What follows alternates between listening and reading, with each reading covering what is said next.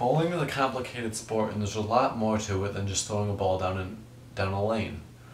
In bowling there's a lot of factors that can change your shot, and I'm here to explain them to you. Here we have all 4 of my bowling balls, and I'll be calling them by name in this video so you should know which one is which. This is the Rain of Fire, as it says. This is the Virtual Gravity. This is the Special Agent. And this one is the Beast. This one is special because it's my spare ball, and it hooks the least out of all my bowling balls. This one hooks more than this one, but less than these two. This one hooks more than these two, but less than this one. And this one hooks the most out of all of them. What makes these balls different from one another, besides the color, is what the cover stock is made out of. The cover stock is the part that surrounds the ball, and on every ball it is very different. Some are designed to hook late and some are designed to hook early. This ball is designed to hook late. This ball is designed to hook late, and this ball is designed to hook around the middle. And this ball should not hook very much, which is why it's the spare ball. In this ball, I have it drilled so that the pin is next to the fingers. The pin is the small circle that indicates where the top of the core is. That's another term you need to know. The core is the shape of the inside of the bowling ball, and it is designed differently so that the ball will hook more or less. This ball is drilled with the pin between the fingers, which is known as pin above bridge, and this ball is drilled with the pin inside this finger.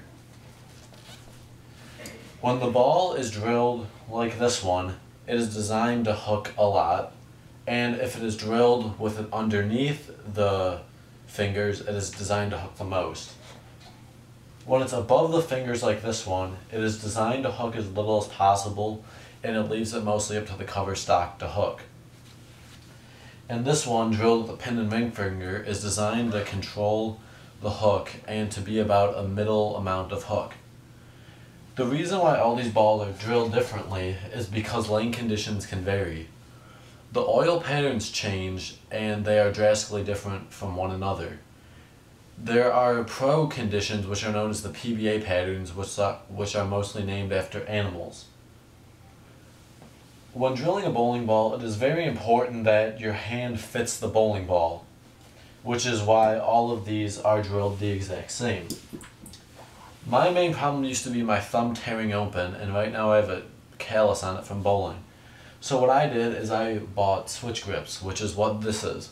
This is an insertable thumb that you stick into the bowling ball, and then you stick it until it locks, and then you turn it more so it's completely locked.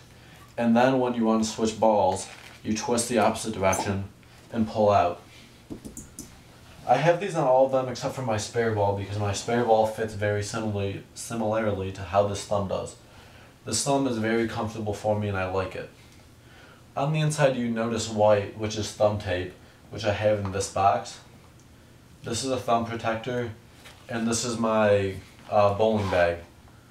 And here I keep new skin, which you see here also, so your thumb can heal once it tears. And there's actually a lot more to know about bowling, and this is all very basic. The form is what is harder to explain, and which will be explained in the rest of the video.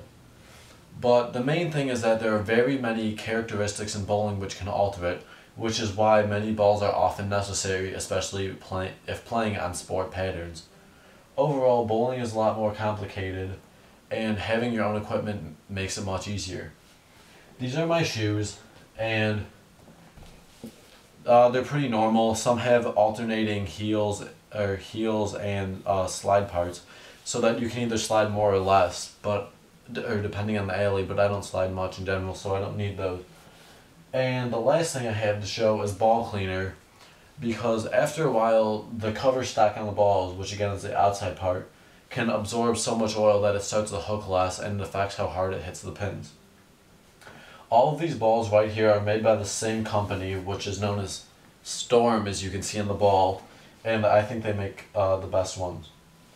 Now I will go on to explain the form. We're here today to talk about how to throw a hook ball. Most beginners, when they come to the bowling center and do not have their own equipment, get a house ball such as this and use a conventional grip by putting their fingers down to the second knuckle. You can hook the ball this way. You just want to make sure your thumb comes out first and then your fingers up the side of the ball as if you're shaking hands with somebody. Most of the house balls are plastic or rubber. You can still hook them, just not as much. The next way is to fingertip. That's by putting your fingers into the first knuckle into the ball. Most of the fingertip balls are custom drilled. Put your fingers in, then your thumb. And when your thumb comes out, you get more lift with just your fingertips. There's another way to hook a ball, and that's by not putting your thumb in the ball. You're going to put your fingers in and then roll the ball back up on your wrist so that when you release the ball comes off your wrist and your fingers again come up the side of the ball. The new way now, a gentleman by the name of Jason Belmonte, who is on the PBA Tour, is now doing, is the two-handed style. He puts his fingers in the ball, rolls the ball up, places his other hand, opposite hand on the ball, rocks the ball back, and when he comes through, his hand comes off, his wrist comes off, and his fingers come up the ball. Those are 3 different ways that you can hook a bowling ball. All the obstacles in bowling have to be either felt or watched. You watch your ball's behavior. You can tell when it's skidding, when it's hooking. Well, I'm at 39 feet down the lane right now because that's how far from the foul line that this lane was oiled. I can recreate virtually any release that I want. I can practice only the release as to not confuse matters. So now every time I miss just a little bit to the left with my shot, my bowling ball gets onto his ball track and right through the nose. If you take this ball and you pull it, you're going to pull with a little bit of turn. That's the start of that chicken wing. And my swing plane should go in to out on the way back and match that trajectory perfectly going forward.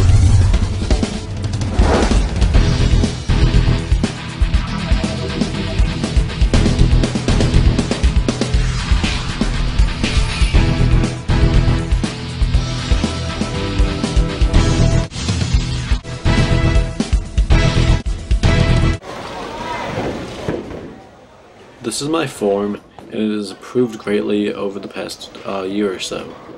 These couple shots are just to show my form, and now this is actually me bowling. You'll notice a slight difference in between these clips because some of them are older, and at the end, they are newer.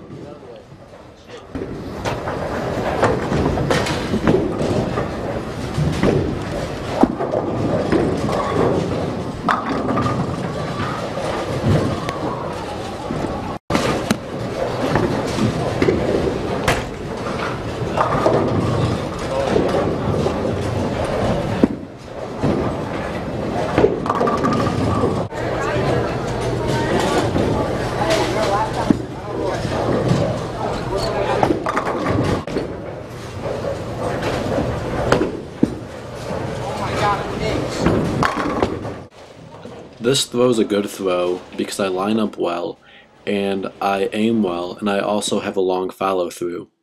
Right there you can tell where you're supposed to follow through to, which is above your head, and if done correctly the ball will come through to the 1-3 pocket.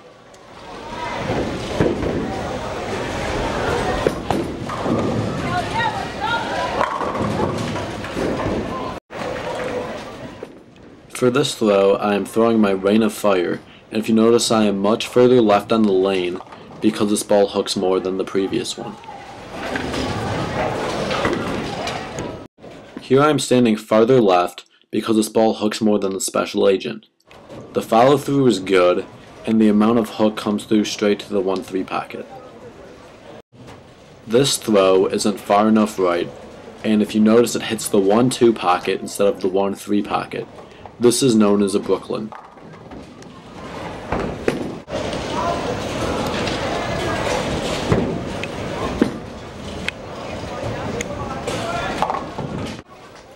This is a different style of bowling. This is two-handing, and you can tell that both arms are on the ball. This typically hooks the ball a lot more, and the follow-through is to the left shoulder instead of the right shoulder, unlike a one-handed throw.